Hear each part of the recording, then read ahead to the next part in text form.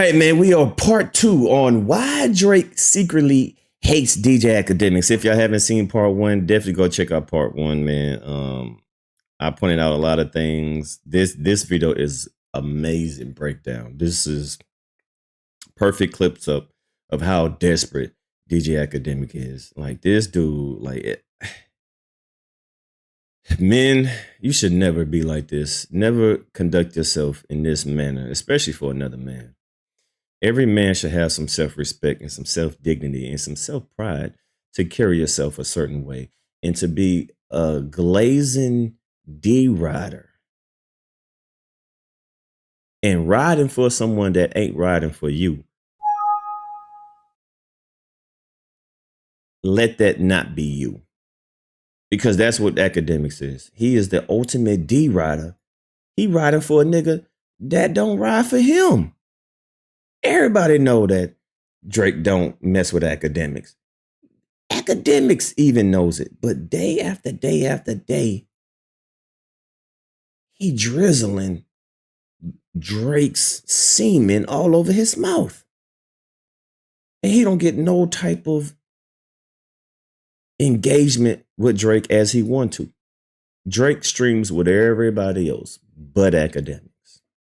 And this video is letting you know why Drake hates Akademiks and how desperate Akademiks looks, because he knows Drake don't mess with him, but he still gobbles his nuts anytime he can. You deemed that nigga for tickets to the concert. He didn't see it. Try to brush it off, but Rider, Dick Rider! we saw the clip where his friend was pointing out to him that Drake is just using him. Axe tried to brush it off, but you could tell it struck a nerve. You deemed that nigga for tickets to the concert. He didn't see it. You didn't see it. Now, Ack, you see everything else you send him? Now all of a sudden he didn't see it. When he needs you, he'll send you DMs, he'll play old buddy with you, but he really don't fuck with you. You think Drake shows you love? Facts. Drake showed me a lot of love. Drake showed me that What's love. He do? Show you love. I got exclusive info. Yo, that's hilarious. Yo, his voice change says everything. Yeah, Drake shows me a lot of love.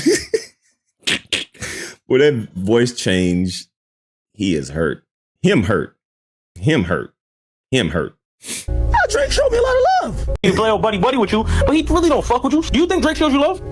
Drake showed me a lot of love. Oh, man. How? What's he do? Show you love. I got exclusive info. What do you do with that exclusive info? You say it to the world. Nigga, let it be a scandal. That nigga hit me back in 29 seconds. Yo, Ack, that's just false. Let's go back to when Drake released For All the Dogs. Ack announced that Drake would call into a stream to talk about the project. He stayed up for 15 hours waiting for a call that never came. Damn. 15 hours waiting for this project. I'm gonna see if I can get the boy on the phone. See if I can get a shot with him real quick. I'll pull her up early. Damn. I ain't gonna answer, man. Damn. He'll be back. And please, I know some of y'all gonna try to do the most. Please don't make anything of yo, Drake's my boy, man. We gonna chop it up. You know we gonna do some shit on stream, right? Somebody's calling me, chat. Hey, Mo, this shit was worth the wait. I've been streaming for 10 hours. Damn. Yo, this is the perfect video. This highlights how desperate this motherfucker looks, man. This shit, this video right here is diabolical. Lord, but listen to how sad this nigga sound that Drake did not show up. He stayed up 15 hours waiting on another man just to say hello. And then the next scene, you see Drake with Kai smiling, having a good time. And then he should go back and clip it up where he's with Aiden Ross, when he's with these other weird podcasters. He's laying in a bed with some white girl and man, come on, man. It's obvious. And he's the biggest glazer out of everybody. Casanet don't go crazy for Drake like that.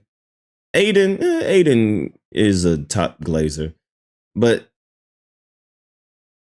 Akademiks, there's nobody above Akademiks when it comes to BBL glazing Drizzy. Hell no. He's the top glazer, but he don't show Akademiks no love. Drake's my and please, the boy on the phone. Call that never came.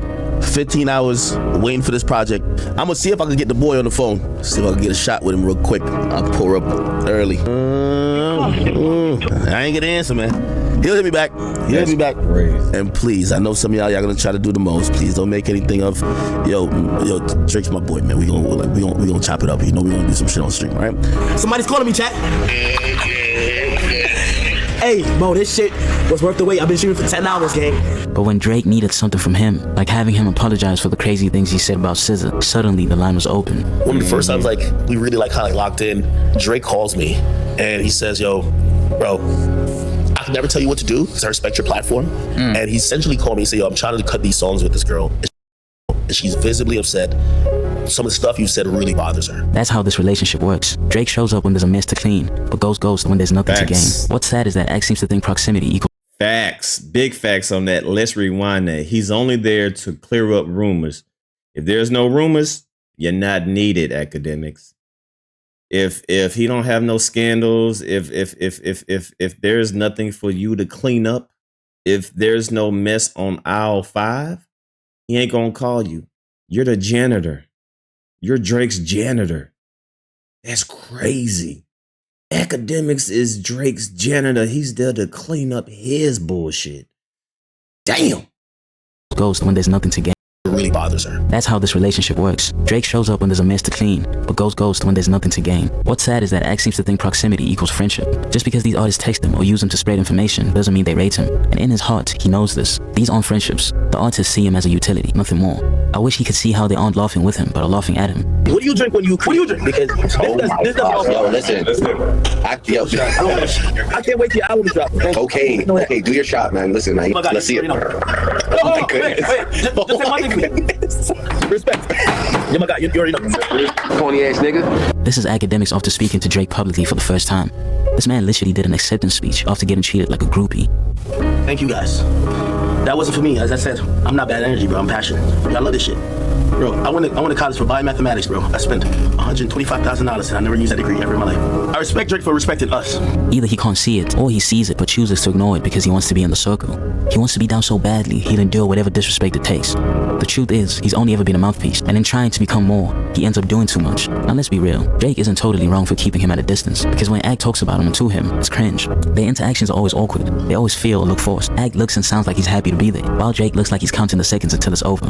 He doesn't realize how bad he makes himself look, and in turn, how bad he makes Drake look. He quickly forgets his role, like when he said he would set up the fight between Kendrick and Drake. Drake down to catch a fade. What's up? Let's keep it on the internet, right? Could one of y'all respond on behalf of Doc? Is he down to catch a fade? I'm speaking for Drake now. He's down to catch a fade. Drake ain't never ducked no fade. Drake don't fuck with the nigga. All right, so I'll speak for him. Yo, y'all want to catch a fade next week, the week after? We can line it up. He on tour. After tour, Drake can. See, and this is why Dave Free pressed you. You just said, okay, I speak for him. And then he want to act so oblivious when Dave Free pressed him and said, yo, so you speaking for Drake? Yo, so you speaking for Drake? So what's up, bro? Fade. I'm speaking. I'll put my name on the line. Drake down to catch a fade. What's up? So I'm speaking for him. And by the way, if Drake don't do it, now I'm pussy or I'm pussy or I'm a liar. He's not gonna be setting up any fights. Come on, bro. Drake will tell him something, knowing Ak will repeat it on stream as gospel. Same goes with a very random rant about LeBron cheating on his wife.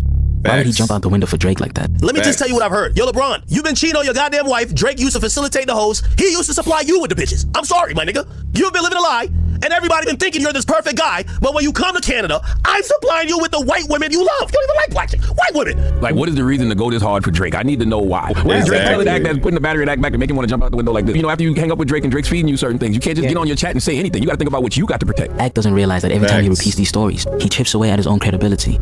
He's constantly defending Drake's lies only to get exposed later. That's the most painful part. Ak has said over and over again that he values truth, that he hates being lied on, and that he protects his platform's credibility. But the very person he idolizes, the artist he calls his GOAT, is the reason people are now starting to doubt him. Keeping Ak close enough to use, but far enough to never truly respect, is going to backfire. It's not going to end well for Drake. Yo, this is an amazing video, man. Shout out to this content creator. You did your thing on this one, boy. You did your thing on this one. But there's some more clips that I can play that can validate that Drake don't fuck with Akademiks, right? This one right here. How you play every game? Oh, it's up to you. God. Yeah? I mean, What do you want? What do you want? What do you want? What do you want? So that's Akademiks on the phone right there. And of course, Aiden is streaming with Drake. And when Akademiks calls, they both like, oh my God, what do you want? Go away. Go home, Roger. Akademiks got hit with the go home, Roger. Oh, it's up to you. God. Yeah? I mean, What do you want? What do you want? What do you want? What do you want? What do you want? And I'm sure I can find some more stuff. Let me see. Drake, this DJ Akademiks. I'm sure my video might pop up.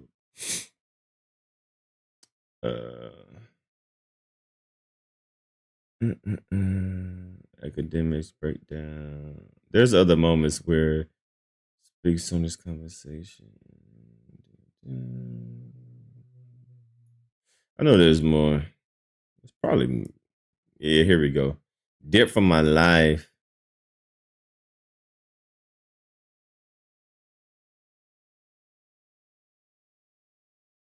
Drake thing kind of blew up in a different type of way than I thought it would, but mostly in parts of Twitter, because on Twitter, people couldn't even understand what I was posting. I was like, why is Akademiks posting his own L? I'm like, is this way I'm on? Is that? Anyway, here's the video. Let's watch. By the way, thank you to whoever who screen recorded this shit. Made my day. Hold up, sorry. Even though I switched platforms, I still got the same fucking ghetto shit, bro. All right, here we go. Here we go. Yo, this is when he realized he probably seen my name twice. You feel me? Nigga, look at how his face changes. You know what I mean? He's so groupied out that he takes disrespect just to have some encounter with him. That's how much of a groupie he is. He allows this man to consistently disrespect him because he talks to him. So he wants any type of form of communication with Drake, even if it's disrespect. And he takes that and he smiles at him because he's so desperate that even if Drake disrespects me, guess what?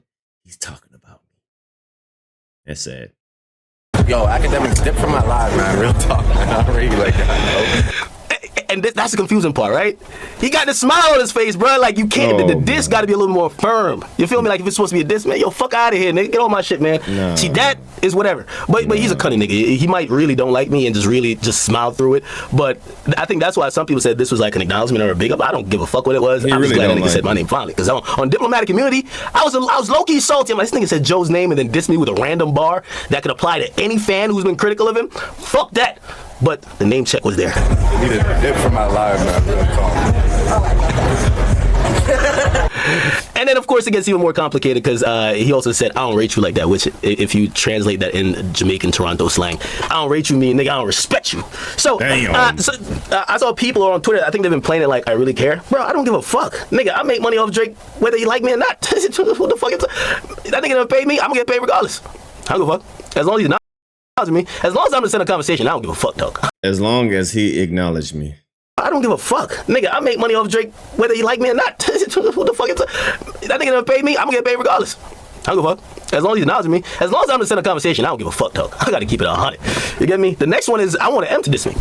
That'll make my day. Y'all leave a comment down below. Boy, this is sad, man. Men, please have some more self-respect, self-love, and self-worth. It's your boy Dan D signing out.